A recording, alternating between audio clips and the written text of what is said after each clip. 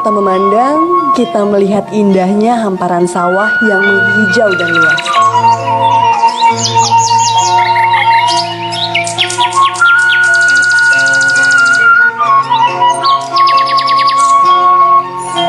Ketika menarik nafas dalam-dalam, saya bisa merasakan betapa segarnya udara di sini.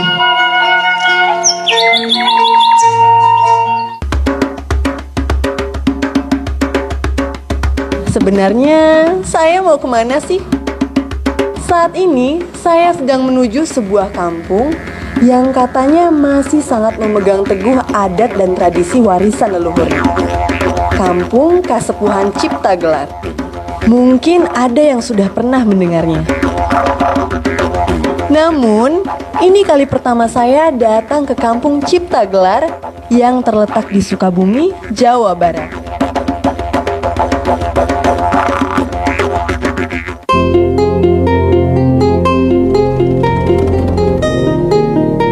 Medan yang harus dilalui sih lumayan berat, tapi itu tidak menyurutkan tekad saya menuju ke sana. Apa sih yang bikin saya ngebet banget untuk datang ke sini? Katanya, kampung ini memiliki tradisi yang sangat unik. Tidak banyak yang tahu kalau di sini adalah penghasil beras melimpah. Dan yang luar biasa adalah panen di kampung ini hanya 1 kali dalam setahun.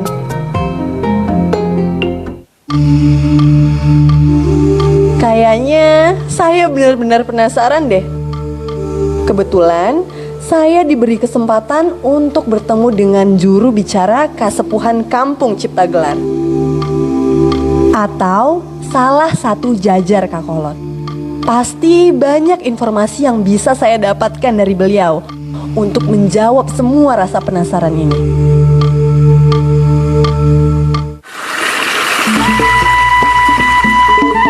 Kang Yoyo. Udah nyampe? Iya Kang, udah. Apa kabar Kang? Baik. Oh iya Kang, di sini kan aku mau belajar soal budaya sama tradisi nih di Ciptagelar. Banyak banget yang mau aku pelajarin sebenarnya di sini. Sebenarnya Ciptagelar itu kan terkenal hasil hayatinya ya Kang ya. Padi nih. Padi, iya. Apa sih arti atau filosofi padi itu untuk masyarakat Ciptagelar sendiri Kang? Padi bagi kami adalah kehidupan. Jadi padi menjadi pasangan yang cukup penting bagi kita hidup. Itu di situ lahir konsep Dewi Sri. Konsep Dewi Sri. Dewi dari kata Dwi. Sri, Dwi adalah artinya dua.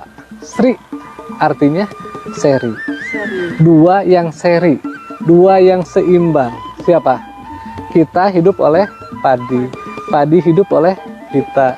Kita hidup, ini pemberi hidupnya. Ini hidup karena ini yang menghidupinya. Kalau kita hidup dan ada kehidupan, maka inilah disebut nyawanya. Jadi Ciptagelar ini kan penghasil padi ya Kang ya. Nah, diperjualbelikan atau memang untuk masyarakat Ciptagelarnya sendiri Kang? Seperti tadi saya bilang bahwa padi bagi kami adalah kehidupan. Jelas tidak untuk diperjualbelikan. Itu untuk bekal hidup kita, bekal hidup semua orang. Panennya sendiri itu kapan aja Kang? Atau ada setiap saat? Biasanya kan padi sekitar 3 bulan ya udah bisa panen, 3 atau 4 bulan kalau nggak salah udah bisa panen. Betul. Terus dicocok tanam lagi enggak? Kalau kami cuma punya perintah, ini tradisi dan adat kami adalah menanam padi setahun sekali. Patokannya lewat perbintangan. Ada perhitungannya ya Kang? Ada perhitungannya. Menanam padi setahun sekali lewat perbintangan, dan itu cycle-nya itu cuma setahun sekali. Ulang tahun sekali dalam setahun. Ada 2 rasi bintang yang kita sebut Kerti dan Kidang. Kerti the Pleiades, Kidang adalah di Orion. Nah, 2 bintang itu yang jadi patokan pertanian. Itu bintang itu mengatur kehidupan, mana hak manusia dan mana hak kehidupan selain manusia. Jadi cukup setahun sekali? Cukup setahun sekali. Dan hasilnya kita simpan di lumbung padi. Di belakang ini ya Kang ya, semuanya udah ada lumbung padi. Ya, dan lumbung padi di Kasepuhan itu itu lebih dari 11.000 lumbung. 11.000 lumbung padi Iya. yang ada di Kasepuhan. Betul. Tahun 2017 Abah coba mengkalkulasi jumlah lumbung yang ada dengan konsumsi warga. Ternyata berakhir ke yang namanya stok pangan. Jadi konon, nah ini stok pangan kami ini itu cuma cukup untuk 95 tahun ke depan. Kita sambil jalan bagaimana? Oh iya, Sambil ke kampung. udah mau hujan juga ya Kang ya.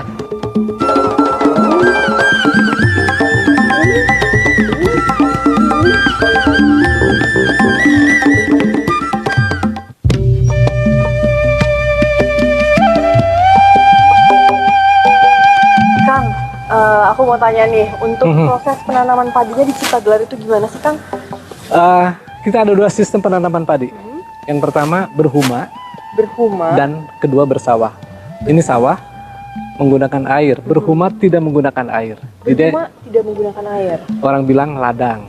Dan semua urusan tentang padi dari awal hingga mengurusi hasil akhirnya itu semua harus manual. Harus manual. Iya, numbuk padi tidak pakai huler, Gak pakai alat pokoknya. nggak pakai mesin huler, tapi harus ditumbuk dengan tangan. Pakai Mesin lesung ya? pakai lesung, pakai lesung ditumbuknya. Nah, untuk lumbungnya ini Kang, ini udah berapa lama sih? Maksudnya udah berapa lama masyarakat Ciptagelar menggunakan lumbung untuk menyimpan beras Paling tidak sejak padi ini ada kan. di Ciptagelar? Jadi padi-padi itu yang udah pasca panen tadi dimasukin ke lumbung. Betul. Terus ini aku lihat Kang, udah ada tahun-tahunnya sebenarnya. Sudah ada tahun berapa? Kita lagi dikit 1838. 1838. Ini udah dari tahun 1838, udah sekitar 2 abad lebih, tapi ini berarti isinya isi Masih di ada. tahun segini. Masih ada. Masih ada. Paling tidak konsep lumbung itu seperti halnya konsep perbankan. Itu mengakumulasikan 10%. Jangan sampai habis. Nah, itu sudah kita terapkan sejak leluhur kita memerintahkan untuk seperti itu. Kang, ini kan tradisinya udah turun-temurun ya, dari leluhur ke masyarakat sekarang gitu ya Kang ya. Apa sebentar lagi atau nanti mungkin selagi aku di sini nih, apa ada acara tertentu yang bisa aku saksikan? Ini gitu, kebetulan. Kita ada tradisi bukan cuma yang 5 besar itu tahunan tuh. Tetapi ada acara bulanan yang kebetulan akan berlangsung besok malam. Besok malam ada acara Ya, lagi. Namanya apa Kang? sebut saja Opat Belasan kalau bagi kami. Opat Belasan itu adalah prosesi Mapag Purnama. Jadi malam purnama kita ada prosesi selamatan dan syukuran. Pasti masih bisa menyaksikan. Tuh. Kalau gitu kita langsung aja ke sana Kang. Kita Ini ke Imah Gede. udah mulai ada persiapan belum atau besok acaranya? Acaranya itu besok. Hah. Jadi masih ada waktu. Sekarang kita ke Imah Gede sekaligus waktunya makan siang. Oh bener waktunya makan siang, ya udah kita langsung ke sana aja ya Kang Mari ya. kita ke Imah Gede Ayo saja. mangga. Ya.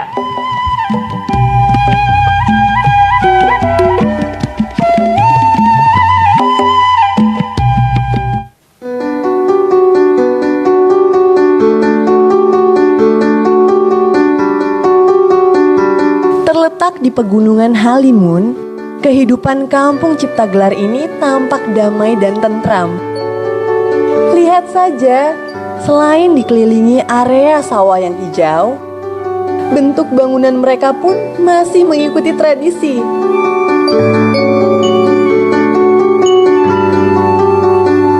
Rumah dan lumbung warga Kasepuhan Ciptagelar menunjukkan adanya kesamaan dengan pola arsitektur Sunda yang menggunakan material anyaman bambu dan atap dari ijuk, rumbia atau tepus. Seperti yang sudah disebutkan sebelumnya, penduduk di sini mayoritas adalah petani.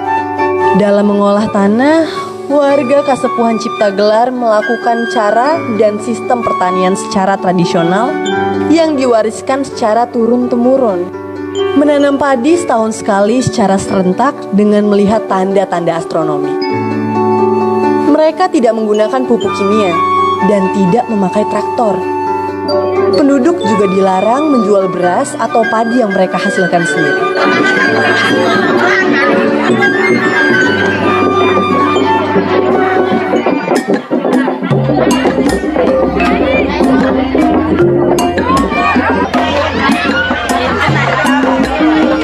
Hal membuat Kasepuhan Ciptagelar mampu bersuasembada pangan hingga beberapa tahun ke depan. Kalau saya nggak salah dengar, tradisi ini sudah dijaga sejak 650 tahun yang lalu. Luar biasa kan?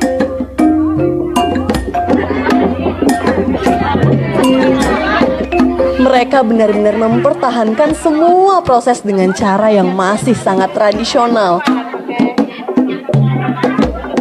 Mereka bahkan juga tidak menggunakan gilingan padi, melainkan menumbuk padi bersama-sama untuk menghasilkan beras.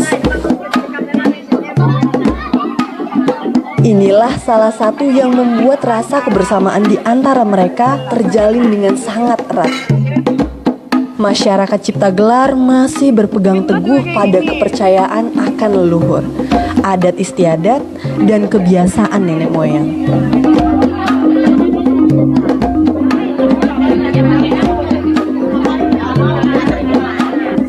Ini namanya apa, Bu? Upacara tumbuk atau apa? Ada namanya nggak sih? Nip. Bikin tepung. Nipung. Lucu juga namanya.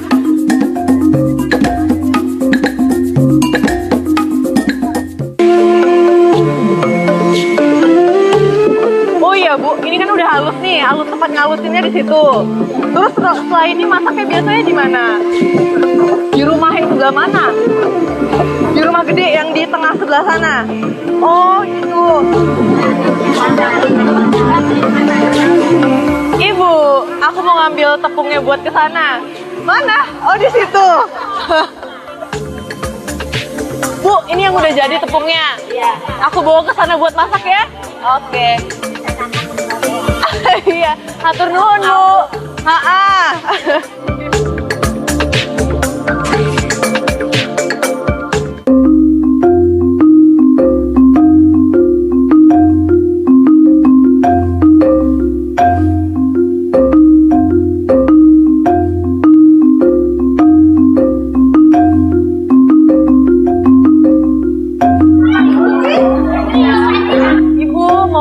Tepung. Ibu, ini aku titip dulu di sini nggak apa-apa ya?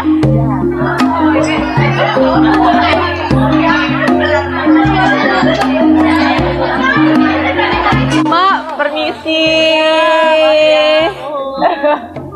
Nih, aku mau tanya-tanya sekalian mau bantu-bantu boleh? Kegiatan purnamaan ini emang setiap bulan, itu sebulan 2 kali atau setiap tahun sekali atau gimana sih? Kalau bulan purnama itu kalau di sini mah namanya 14-an ya. 14-an. Jadi acaranya biasanya sebulan sekali. Sebulan sekali, udah pasti sebulan sekali. Tapi lihat tanggalnya aja ya. Sesuai tanggal Jawa berarti. Jadi tanggal 13 malam 14. Tanggal 13 malam 14 berarti purnamaan. Tanggal Jawa. Tanggal Jawa. Oh gitu. Ini di sini buatnya ada berapa macam sih, Mak? Kalau jenisnya mah tergantung ya, tergantung adanya bahan. Kayak papais, ada papais polos, ada papais putih, ada pisang dalamnya, terus apem, sama ini Oh, ini ada maknanya nggak sih, Mak, buat kue-kue ini? ada. Ada. Jadi makanya kita nginin kesuburan di sini, kesuburan adat, kesuburan daerah sini, Ya, desa sini ya, Mak ya. Ini apa?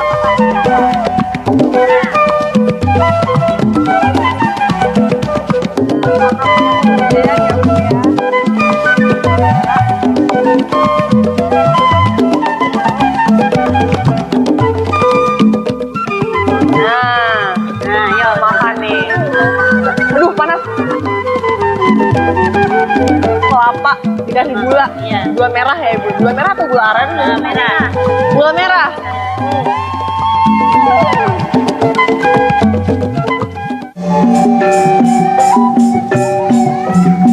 Mereka meyakini bahwa segala sesuatu harus dimulai dengan meminta izin dan bersyukur kepada Yang Kuasa terlebih dahulu. Ini terlihat dari banyaknya rangkaian upacara adat dan ritual yang sering mereka selenggarakan. Seperti acara nanti malam, saya sudah gak sabar ingin menyaksikan acara ritual yang selalu mereka lakukan ketika malam bulan purnama datang.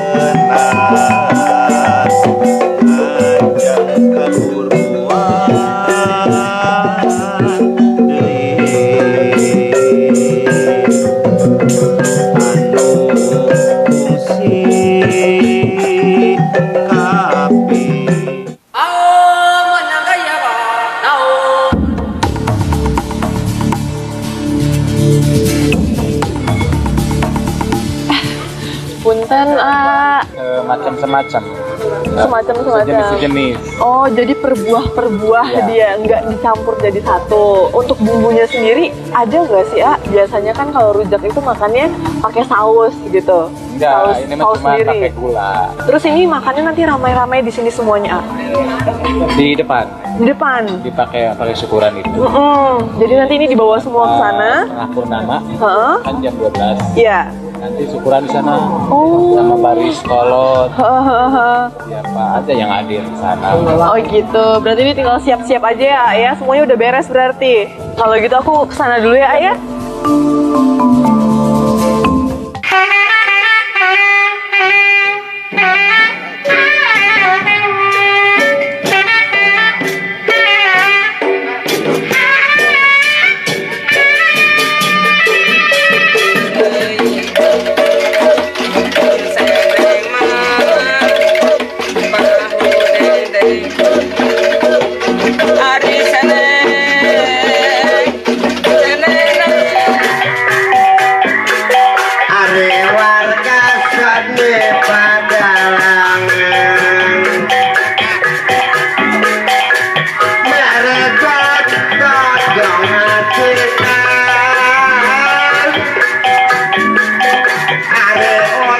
Malam pun akhirnya datang.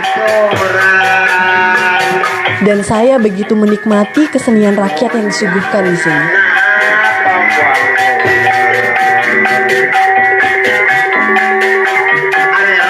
Kegiatan ini sungguh syarat makna dan menghibur pastinya.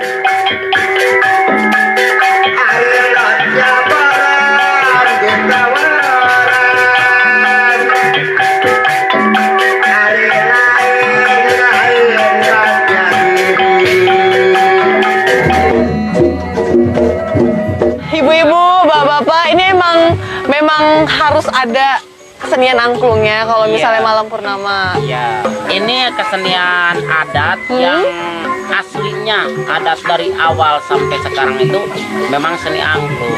Bedanya angklung di sini sama angklung biasanya apa, Pak? Ini kalau bedanya angklung di sini itu memang ini angklungnya besar. Iya, ukurannya aku lihat gede-gede ya, besar-besar di sini ya.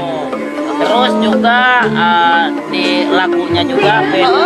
Yang paling beda itu lagunya. Selain iringannya, selain angklung ada apa lagi alatnya? Ini ada kacapi juga kan, seni tradisi. Kacapi. juga. Ada juga yang dibilangin ini kesenian dok-dok lojor. Nah ini dok-dok. Ini dok-dok dari bambu juga ya, Pak ya? Bambu juga.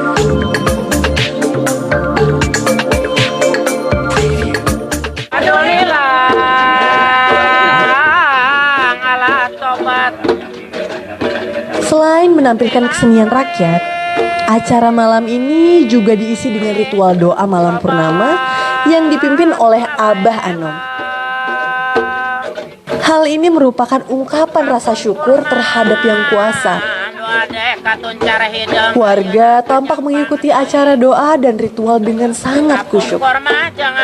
Saya pun merasa suasana hikmat ketika prosesi ini berjalan. Abah Anom di sini berperan sebagai kepala adat yang memiliki peran dan pengaruh penting dalam masyarakatnya. Gaya kepemimpinan Abah Anom yang santun dan contoh laku hidup yang diterapkannya membuat ia menjadi panutan warga dalam kehidupan sehari-hari. Masyarakat adat bukanlah masyarakat yang tertinggal. Warga desa Kasepuhan Ciptagelar bahkan tetap mampu beradaptasi dengan perkembangan teknologi tanpa merusak adat para leluhur mereka. Mereka adalah sebuah masyarakat mandiri, namun di sisi lain, mereka tetap menjunjung tinggi nilai kegotong royongan. Dari mereka, kita belajar bahwa kita tetap harus bersyukur pada Yang Maha Kuasa. Dan dari mereka pula, kita belajar bahwa tradisi harus selalu dijaga dan diwariskan secara turun-temurun.